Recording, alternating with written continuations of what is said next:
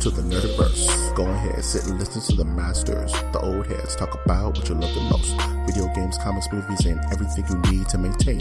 We got the knowledge that's straight out the ether. Gonna need a drink and have to take a seat to expand your mind and listen to the speaker. Mike and the squad's gonna give you what you need. Please send in a question, come and get some answers, learn a couple lessons from the masters with the special guests. We got the Green Lanterns glowing on their chest. Yes, please sit back and relax, cause we're gonna hit you with them stone cold facts. And allow me to be the very first to welcome you to the masters of the Nerdiverse.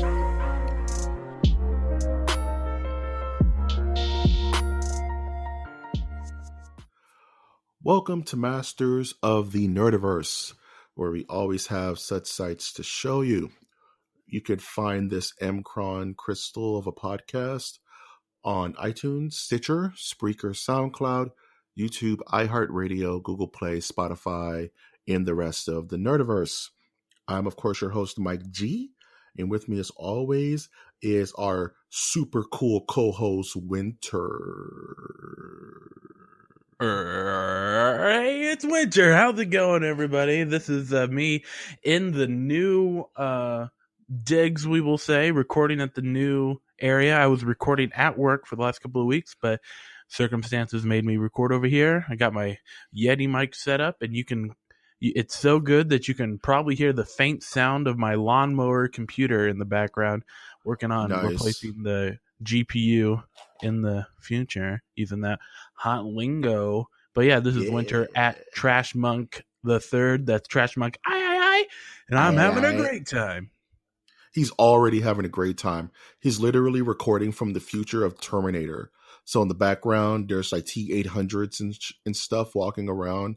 All you hear is doo-doo-doo, doo-doo-doo. Winter's wearing all types of torn up garb. But you can still read hashtag I'm with Norm. Yes. Cyberdyne hates it. The Cyberdyne system is super. Did you watch the new Norm show on Netflix? No, I've been wanting to watch it. I love me some Norm Macdonald. I haven't been able to check it out yet. It's a good one. It's a good one? Not as good as his Norm Macdonald live show, which was on YouTube. But I think it's got some potential. Bring it back for another season there, Ted, at Netflix. Yeah, man. I'll tell you what I watched that pretty much just sucked up all my efforts for anything for the whole week. But other than watching some good old Norm Macdonald, did you do anything else with your week, man? Yeah, I watched some Law & Order SVU. And yeah, still it's going downhill, folks. Let's just say that much. Yes. It's all downhill from here, man. When Ice-T is playing not a detective really, but more of like he helps connect different worlds of Law and Order together, where it's like, okay, she's having a baby over here, and meanwhile they're solving this multiple murder cases, and he's the connection between them. Like, I'm gonna go check on Rollins' baby. I might see cop killer. He says that at the end of every episode. He is the keeper and lord of the B-line of the B-side story. The B-side. Like, it's in your contract that you need to be in like at least 10 minutes of each episode. So we're gonna have you do the side story where a little girl loses her puppy or something, and he has to go figure it out. Right. But besides that, I have been looking into a comic book writing program, which is a market that is very limited. What I mean by comic book writing is there are screenwriting software that will put in the fancy formatting for a screenplay. There's also those programs can also do stage plays and audio dramas, but they have a very hard time doing graphic novels. Particularly, you still have to type out the entire format, or you have to say how many panels are going to be on a page and all that stuff. But what this program does is like you put how many panels are in, and then it will like label panel 1, panel 2, panel 3. It just streams. That's what I always wanted in a program that kind of helps me as a writer write the narrative and not be worried about the format. So Superscript is what I'm looking at right now. Nice, man. I've worked with a couple of like script programs in the past that had a comic book kind of layout. Like Exactly. there was one called Scriber that I used to use. Scrivener? Yes, Scribner. Yes, I have that too. Yes, that's a really good one. You can specifically set it to comic book. It'll give you panel, opening scene. It gives you space for dialogue bubbles and all types of cool stuff. So, yeah, man, I can't wait to see what you come up with in that crazy trash monk brain of yours. Yeah, I've had some ideas for a while. I mean, some of them are so old that Will Smith has taken them. Nice. I'm talking about that Blight movie or Bright. Yeah. Is it called Bright? It's called Bright. Absolutely. Yes, Blight. So,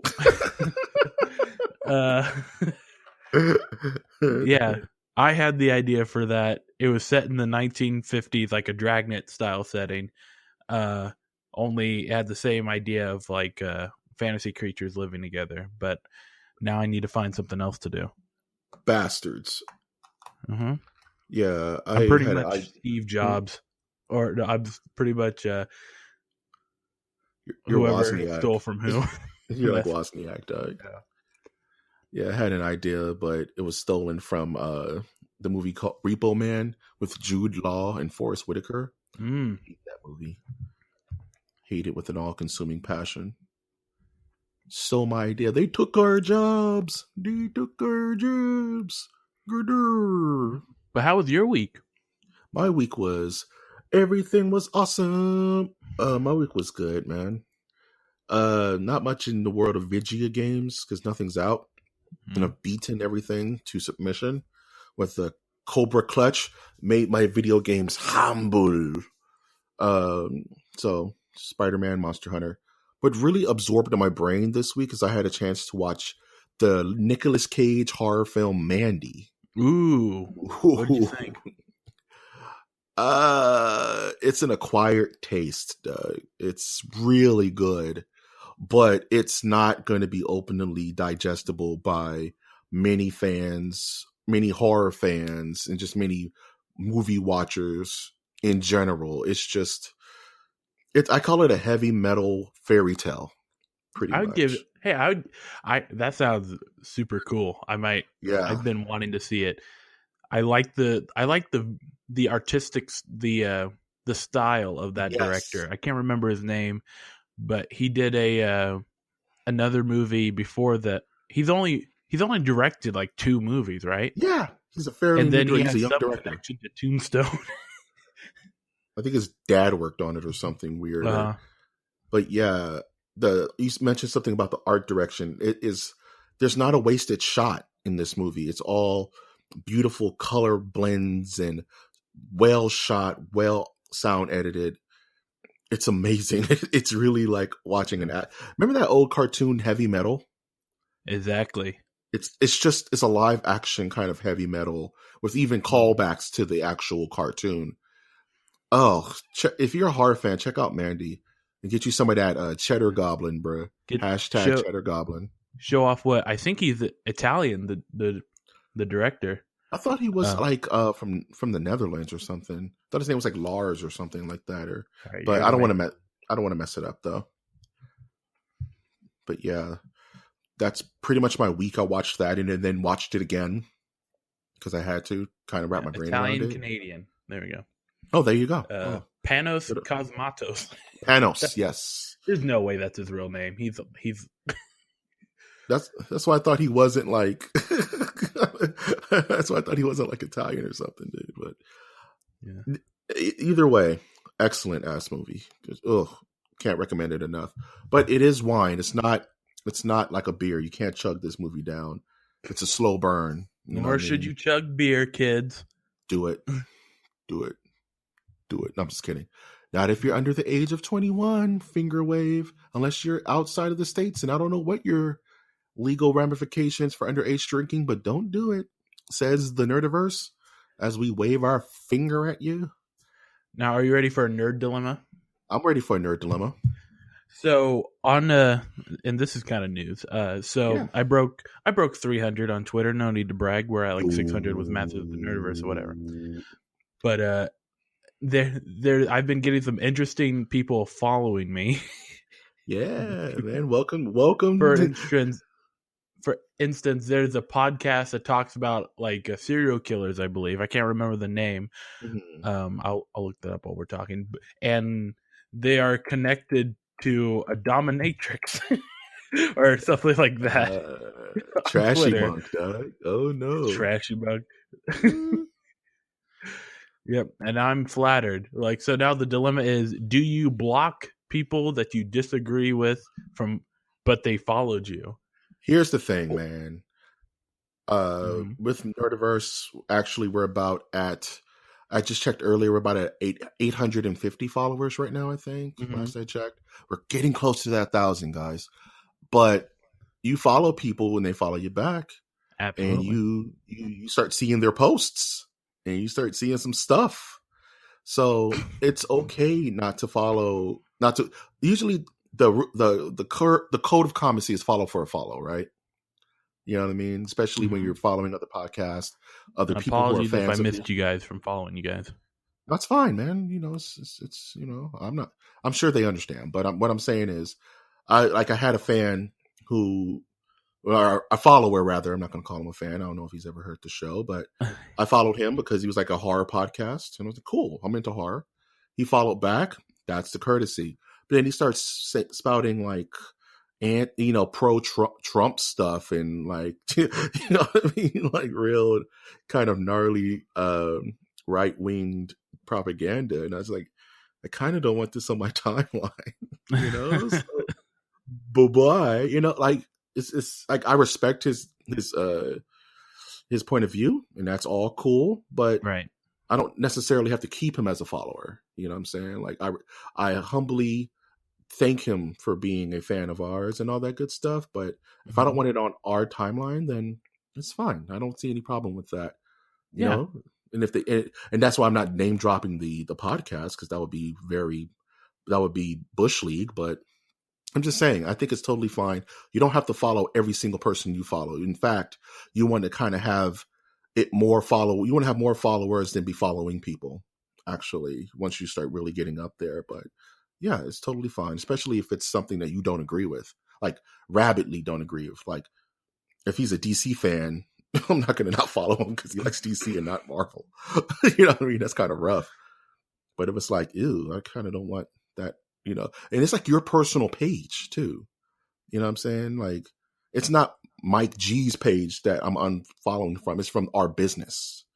You know what I mean? So right. I feel more so, Yep.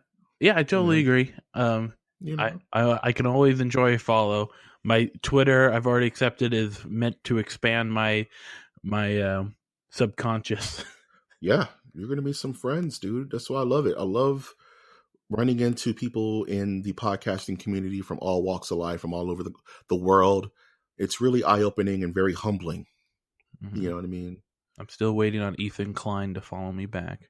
H3H3. I got a couple of people I'm waiting to follow me back, but just inspirational podcasts that made me want to do this from in the first place. But one day Senpai will notice me. Notice us.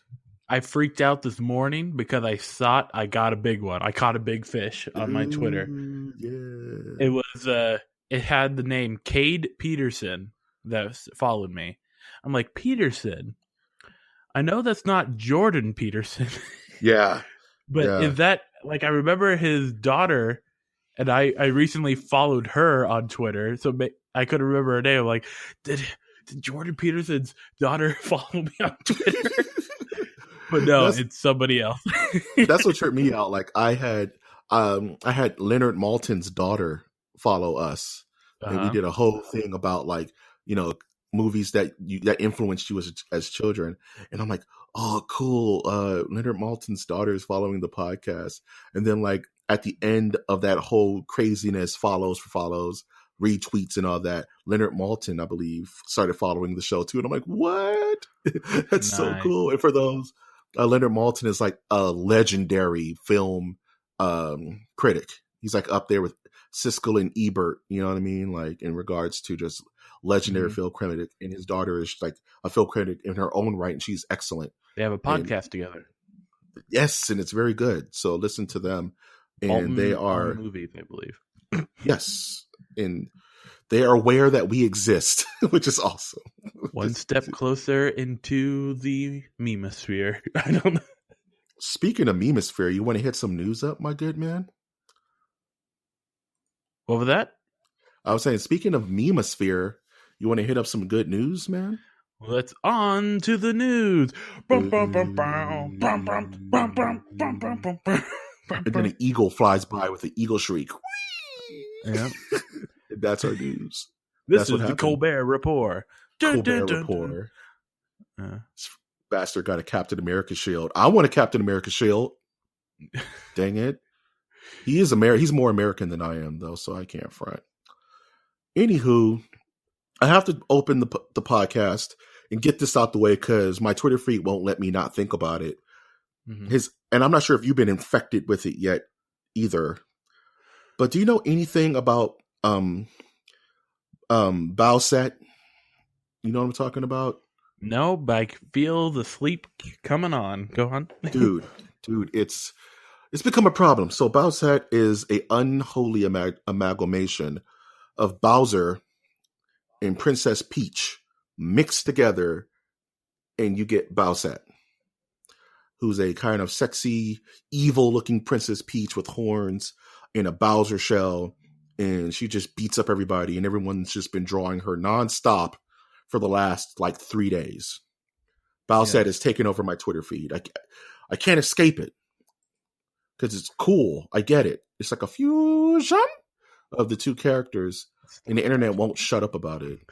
Okay. What do I do? Help me. Winter. Yeah. What do I do? Take a bath and throw your laptop in there with you? I don't know. Walk into the ocean, because that's the only way I'm escaping the horrors of Bowsette. Yes. But yeah, it's a thing, and it won't go away. Yeah. Send us your cosplay pics of Bowsette.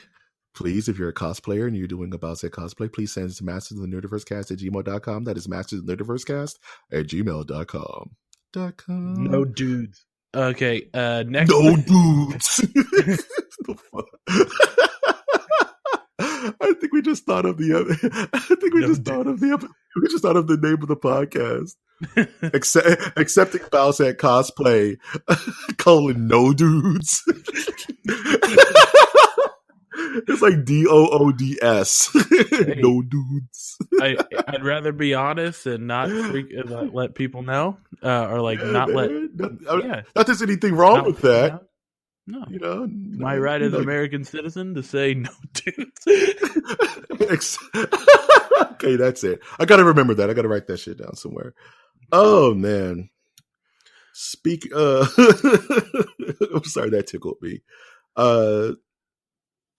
Speaking of things that we don't want, apparently LeBron James and Ryan Coogler have been tied to a Space Jam reboot, not a sequel, a reboot of Space Jam with characters that children don't even know about anymore, being Bugs Bunny, Daffy Duck, Porky Pig, Sylvester the Cat, Bill Murray. Nobody knows about these characters anymore. Wait, Bill Murray's a character?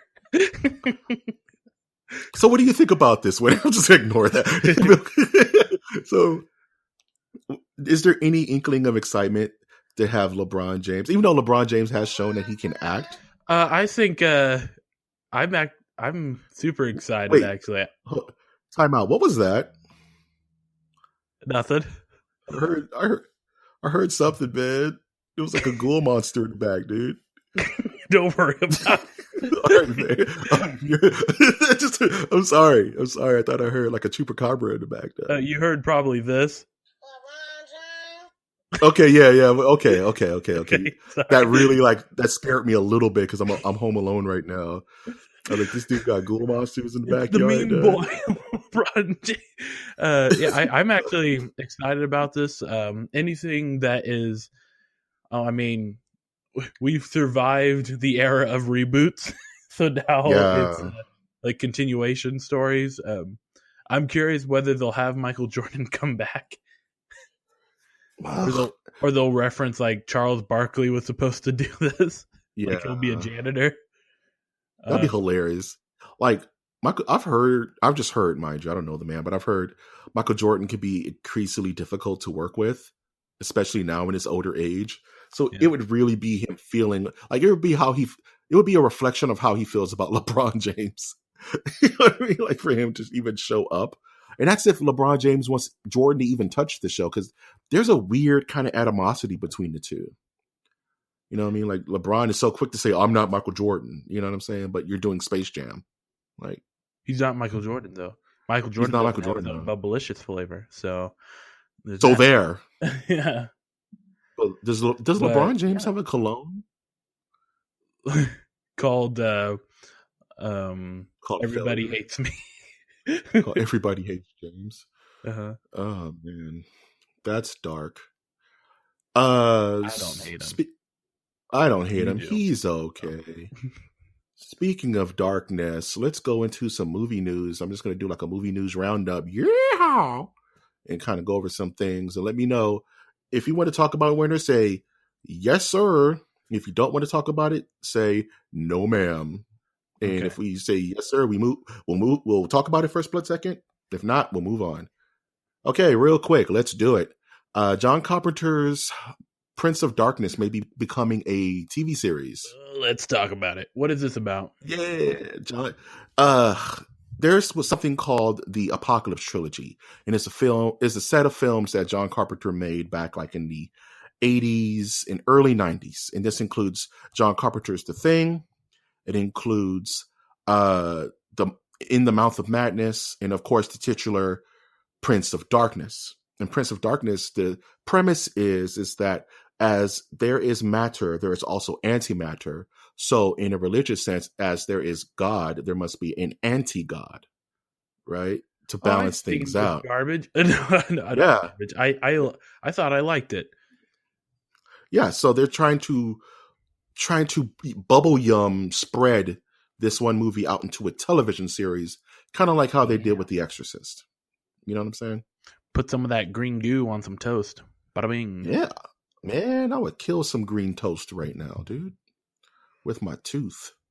Bite into it with my tooth. So I'm excited for it because I like John Carpenter, and I'm a pretty big fan of the Apocalypse trilogy. I'm just curious to see how they're going to pull this and turn it into a multi-season television series. Like the concept is nuts, but it's just they would have to take a lot of liberties to spread this thing out. Right. Let's A see. lot of liberties and a lot of expanded lore. Some more liberties. Quote unquote expanded lore, right? Mm-hmm. That's what they're calling it. Hellboy writer confirms that the Diablo series is going to get an animated television series on Netflix. I've been asking for this for years. Ooh, And Blizzard yeah. never answers my fan mail. Probably because I write it in crayon. And so professional. Yeah. But I've always enjoyed like the Blizzard cutscenes. They were always so crisp and good, and it's like you are sitting on a gold mine of an opportunity of like using the same programming to make these TV shows, but they've never done it, and their only foray into TV land or movie land is that Warcraft movie, which totally throws out Right. the animation. All of it. So Yeah. I'm hoping that they keep the Diablo style animation for this, but we will see. Yeah, man, I am a fiend for. That's the coolest thing that drives me to Blizzard games is their animations for the beginning of the game are just so godlike. They're just so good, right? Like all of them. It's amazing. It's amazing. So, and my biggest worry is how hardcore they're going to go with Diablo, because Diablo is a pretty serious series and it's animated. So it's like, are they going to kind of do a Castlevania kind of feel where it's almost like anime, or how is that going to be animated? So I'm curious to see what the style's like. Yes. I would go as Yes. far as they should do. If they needed to, the animation of the Roughnecks. Remember that? Yes. Yes, Oh, geez. they could do That that would be type awesome, though. of animation. You know what? I'm all for that, dude. I'm all Uh, for it. We got our first look at the Chucky doll from the Child's Play remake, and everybody is disowning it. no, ma'am. No, man. We're moving on. Yes. Oh, Let man. Child's Play die and then come up with a new doll Yeah, because kids still play with dolls. and make it Something black. I want to Okay, talk next. about, which I'm going to next. Jeez, you slipped something in and I didn't hear it. Oh, I said make it black. Wow. That's what they call it, Tales from the Hood. You know what I'm saying? I'm just thinking like how marketers think about like how can we revive this series? And I'm like, oh, why do we make the doll black? Can we make Chucky scarier? Yeah, let's make him African American. Well, I didn't say black was scary, but that's you. Okay, next. Is Michael externalizing? Moving on. This is something I want to talk about because it irritates the shit out of me. Pardon my French. But Freddy Krueger, Robert Englund, is donning the makeup again for a cameo in the Halloween special for the Goldbergs. I thought he didn't need makeup anymore. His face just looked like that from old age. Oh, Thank you very got him, much. coach. I'm a What? horrible person. Here's the thing, man. Robert Englund was like, I'm done. I'm super old. I'm just going to chill and just not be Freddy anymore. You guys do what you want with the franchise. I'm done, right? Which is perfectly fine because the guy did it until like his 50s, right? Yes, but then Social Security runs out and you need to find a way to pay for your meds. Right, but what trips me out is that they have some kind of weird pull on actors like Rick Moranis, who's been retired from acting since like the 90s, right? Right. Decided to do a cameo on the Goldbergs as Dark Helmet in costume. The man hasn't been on screen since I Blew Up the Kids. How did they convince him to come back? Hold on, you are missing out that he did release a cowboy country music album that he did perform on for Conan, I believe. I'm sure it was amazing, but it doesn't mean he was acting. What does the Goldberg have on these people? Nostalgia. It's weird. It's weird. It's like, come back. I haven't acted in 20 years. It's fine. Mm-hmm. Just show up. Okay, last of the kind of pseudo-horror stuff. We finally get some really good shots of Joaquin Phoenix apparently as the Joker. That's my phone saying, let's talk about it, dude. Let's talk about it, dude. What's your thoughts? So a lot of people already know that I am excited for this movie. And I saw on the Instagrams that there was a little footage of like Joaquin Phoenix standing and then like he slowly becomes the Joker with one of my favorite songs, Laughing, playing in the background. And I am just like, oh, this is what I needed to get back into superhero movies. It has a unique take on superhero films, on superhero movies, and I'll put unique in quotes. Right. It kind of has a little bit of an edge to it, but not too edgy to where it becomes emo, like the Batman v Superman. Yeah, he's not damaged for that matter. No. And you're having people that are known for making these great grand movies coming together for this. Well, Martin Scorsese is no longer attached to the project. It's Todd Phillips, Hangover films and other stuff. But yeah, but it's interesting that I want to put unique in quotes because I believe it's the ex-DC cinema president, czar, overlord she said that she's also excited for this film. It reminds her of like what the DC cinema universe should have done, which was stick with what Christopher Nolan was trying to do.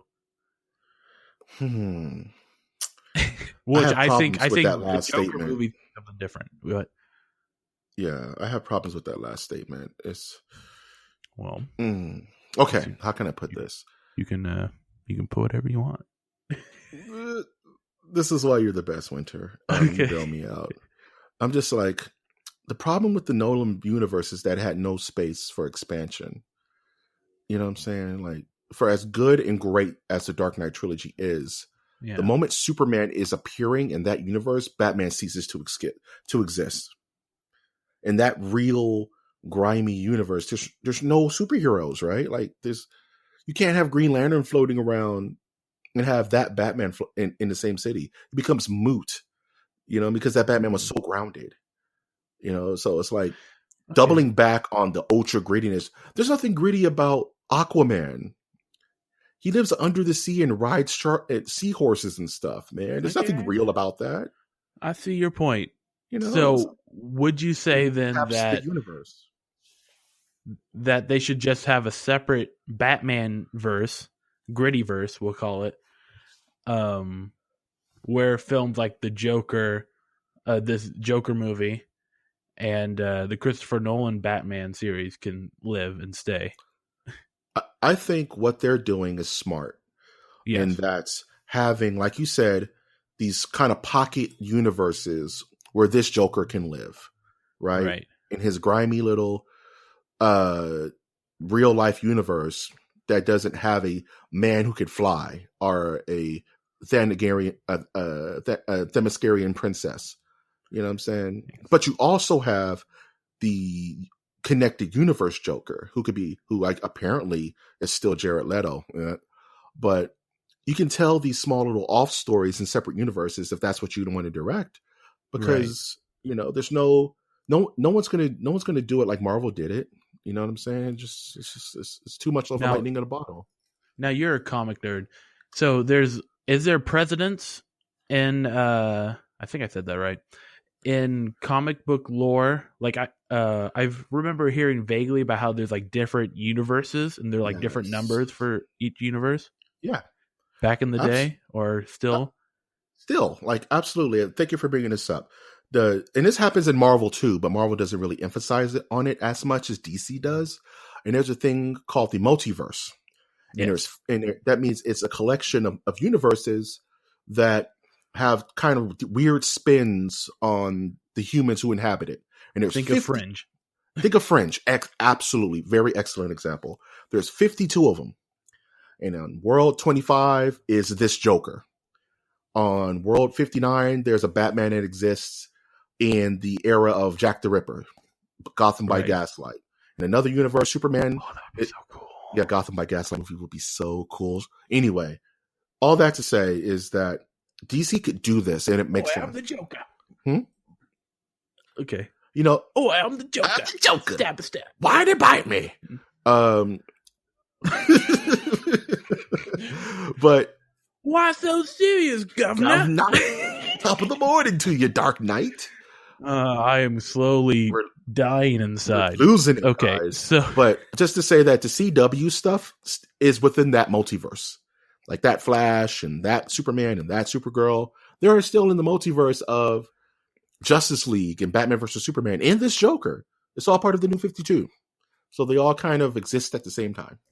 So more power to them, And I would like it for like DC to mention like they're in a different universe in the beginning of the films. Like, how Marvel, they'll flip through a comic book and they'll have all different pictures. They'll just have like a flipping through the universe, and then you get to number 62, and then the movie starts. They're going to have to explain it some kind of way, because the average theater goer is going to get confused. You know what I'm saying? Like, why are there two Jokers? That's dumb.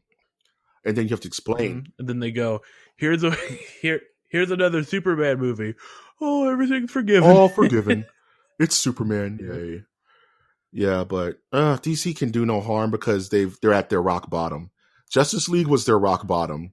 You know what I mean? Like, oh, okay. It's like they're playing with house money now. It doesn't matter. Do you really? So you're not going to remember Superman Begins or whatever that garbage was with Kevin Spacey? You're not going to say that was rock bottom? No, because Superman Returns, for how slow it was, is still better than Batman vs. Superman, Yawn of Justice, or Justice League. That's the air being sucked out of the Justice room. League was the lowest grossing DC Warner Brothers movie. He said he doesn't know what he's talking about. Okay. Doesn't know what he's talking about. Let's moving on. Okay, moving on. we have some video game news to close out the show, and two things I want to talk about. Okay. One, Winter's going to want to talk about, and one that I'm going to want to talk about. So, guess which one it is. Devil May Cry 5 has multiplayer and microtransactions. Let's do good cop, bad cop here. So I'm gonna do good cop first. What is Devil May Cry multiplayer gonna be? That sounds insane, dude. So this Tokyo Game Show was this past week, and they kind of accidentally dropped that it's gonna be 2 to 3 co-op. How that's gonna work, we don't know. But apparently, you're gonna be able to play as Nero, Dante, Trish, and Lady from the Devil May Cry series. That's the word NV. That's the word about around the campfire. So I'm very excited about that. But on the other side is apparently. So you're playing bad cop as well, kind of. Do you want to be bad cop and talk mess about Devil May Cry? No, I have no clue what's going on. Okay, sweet. This is why I was like, this is something I want to talk about. Something you're going to want to talk about. But bad cop is that there's microtransactions in the game, which you can buy red orbs, which is a currency to upgrade your character. Apparently, it's not going to really have anything to do with the main game. It's just something for lazy people to do if they don't want to actually play the game, but want to level up and be completists. I'm not going to judge, even though I just did. I don't care. I'm not going to use it because that's silly. Let Capcom do whatever they have to do, as long as it doesn't take away from the experience or be thrown in my face so much that it's irritating. I'm looking at you, Assassin's Creed Origins. Anywho, Dead silence. Dead silence, crickets. But anywho, we're moving on to the news of the week. And this is something wasn't on the original docket, but it kind of just happened. Can I guess what it is? Is that, does this have to do with a certain closure of a company? Yes, sir, man. And that company is Telltale. Please Telltale All, guys. Ooh, Telltale All. So apparently, Telltale Games has been hemorrhaging money since the first Walking Dead game. That's many, many years Here comes the money. Where it is. Very, very. Where it is. Pockets emptied. And apparently they've been doing it all the wrong way. They've been working their workers to death. They've been poorly managing their properties and just beating this horse to death to the point where the closure is causing people to get fired without severance on a blink. And that's just the worst thing in the world, man, for these guys. And it kind of sucks because I'm guilty of not buying Telltale games because they've never been my cup of tea. You know what I'm saying? That's just me personally. You mean point and clicks don't...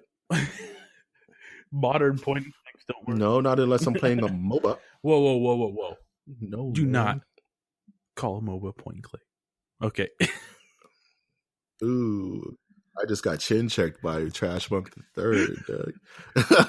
I stand corrected, bruh. Real talk. How dare you, sir? First of all, but I'm sad to see Telltale go. I mean, people started kind of getting wise to their style and doing it better, which is always a bad sign. Especially when that's all they have going. You know what I mean? Like that's their trick. And like things like The Walking Dead final season, it's just never going to come. That's a story that's never going to be told. There's a lot of things that the only thing they're doing now is Minecraft, and that's because they're contractually obligated to fix it. And apparently they're running a skeleton crew of 25 guys to just crap that out, which is just heartbreaking. Just heartbreaking stuff. It's sad to see a business go like that, especially when it was prominent in the industry. You know what I mean? Of being, one man band. But could this be evidence that in the realm of video games, I mean, Telltale is known for having games that focus on story, correct? Yeah. So this could be a telltale sign that story is not all of the video game experience. Yes, but then God of War is the game of the year. But that's because the game mechanics are, I think, super good for its genre, right? And I think agree with me. It's a double-edged sword. I agree with you, man. Like, it's legit. Like, yeah, it's you can't feast or famine on either one. It has to be a blend. And you know what? It doesn't, because then what is Fortnite? It's pure gameplay. There's no story. Oh, you're not it's pure interested gameplay. in the lore? The kids are eating it up. Fortnite. No. Oh my god, you're gonna get me in trouble. I'm not gonna comment on that because the Fortnite children 12-year-olds attack with sporks. Blow your vape smoke. They're gonna throw their Lunchable. Yeah, they're gonna hit me with vape smoke and empty Mountain Dew bottles. Come at me. Anywho, I think Sony games work so well because it's a perfect blend of story and gameplay. Like Spider-Man that just came out, perfect blend. There you go. Story, gameplay. The problem with Telltale games is it's all story. There's no gameplay. Like you said, you point and you click. You do quick time events. And if the story's not good, that only works if you have hella good writers. Like Tales of the Borderlands is amazing, only because the writing's so good that it carries the non-gameplay. You know what I mean? Like The Walking Dead, the original Walking Dead was amazing because it had a great story that catered to the gameplay. And once you start getting bad writers in there and getting lazy game development, then you get Guardians of the Galaxy, a Telltale game. What about The Wolf Among Us? Or I heard that was pretty good. I heard that was middle ground. I heard Wolf Among Us is pretty good. So I have nothing negative to say about the Wolf Among Us, the Fables rendition from Telltale. Batman, I heard wasn't that good. I heard the Game of Thrones one wasn't that good. They also own 7 Days to Die, which was not a story-based game. Yeah, which is very interesting, right? Like, what? It's weird. So, pour one out for Telltale, guys. They just did their best. And real quick, there was a Bumblebee trailer that showed some G1 Transformers. It showed Soundwave and Optimus Prime. Finally, damn it, you guys just do the thing. Make the characters look like how they look, and people won't complain. It's the easiest thing in the world. Just make it look like the thing. It looks cool. I'm gonna go see a Transformers movie. I haven't seen one since like the first one by Michael Bay. Whoa. Out of sheer curiosity. I'm gonna go see this. It's gonna be amazing. Okay. Good for you. Good for you. As long as a Starscream is there, then I will scream. We all scream for Starscream. Yeah, just make my throat hurts, man. And do a crossover with Transformers, and I'll be happy. I already told you I want my Transformers crossover with the Fast and the Furious. That'd be cool. It'd be super stupid. I want Dom to be like family in his black car. Family Prime. We need to find the cube, which is in Venezuela, on an oil truck. On an oil rig, which is a Transformer. The oil rig is a Decepticon ran by Charlize Theron. I got to save Letty. She's family. Yeah. Starscream is holding Letty. He won't let her go. I think that we need to write the script and send it to the blacklist. Would it be poor taste to put the spirit of Paul Walker into a Transformer?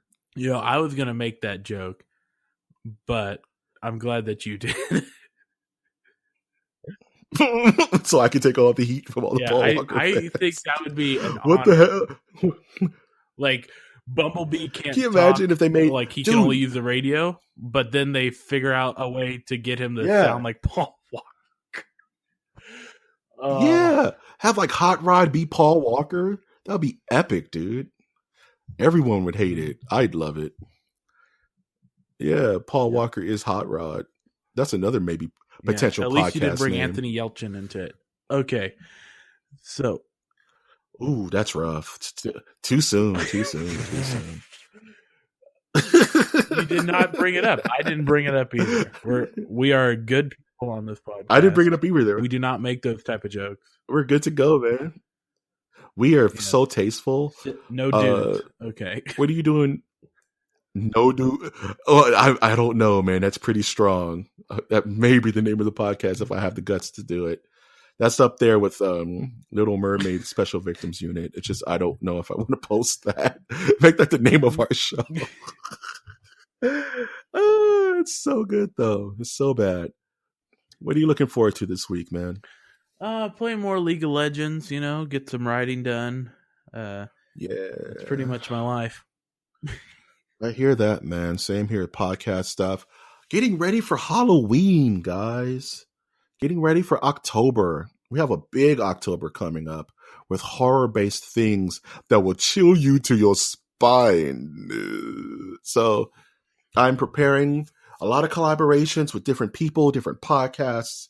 It's going to be fun, guys. We're going to have Halloween stuff on the Masters of the Nerdiverse. And I can't wait for you guys to see it, to listen to it.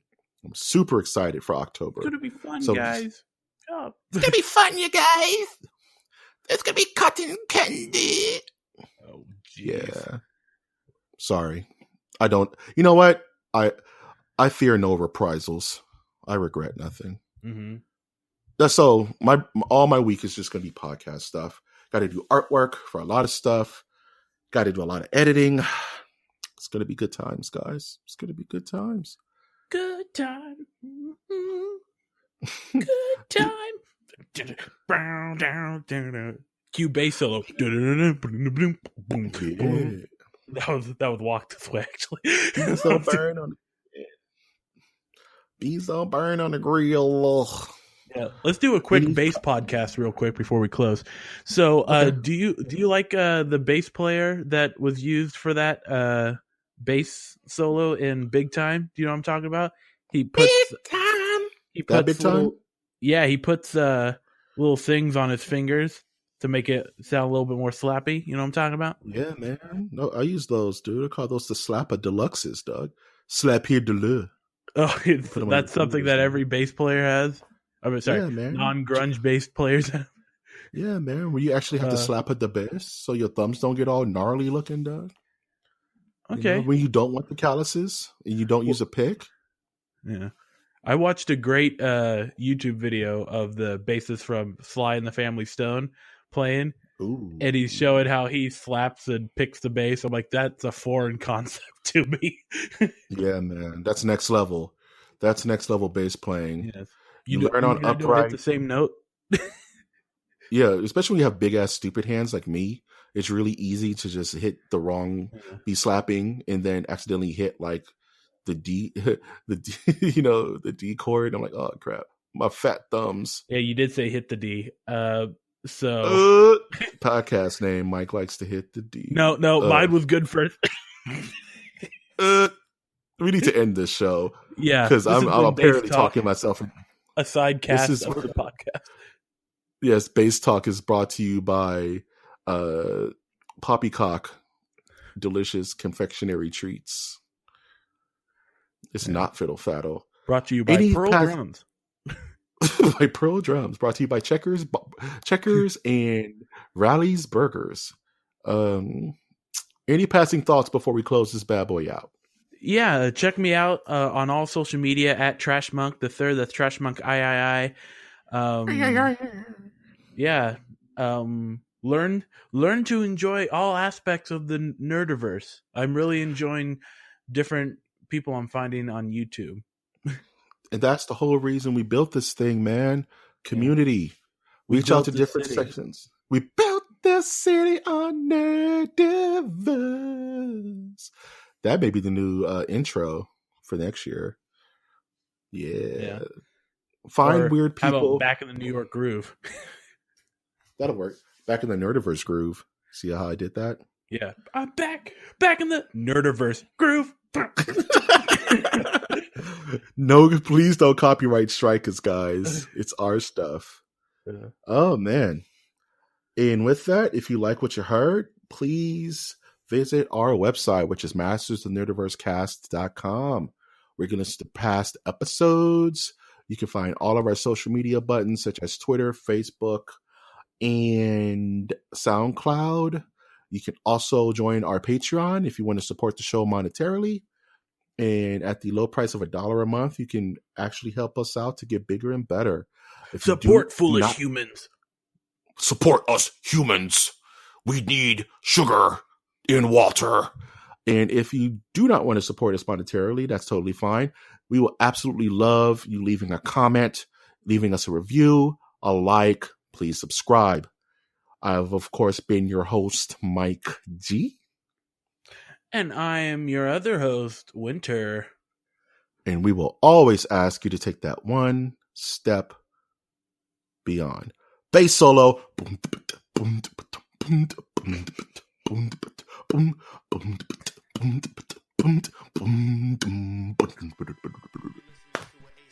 Did you have your bass plugged in?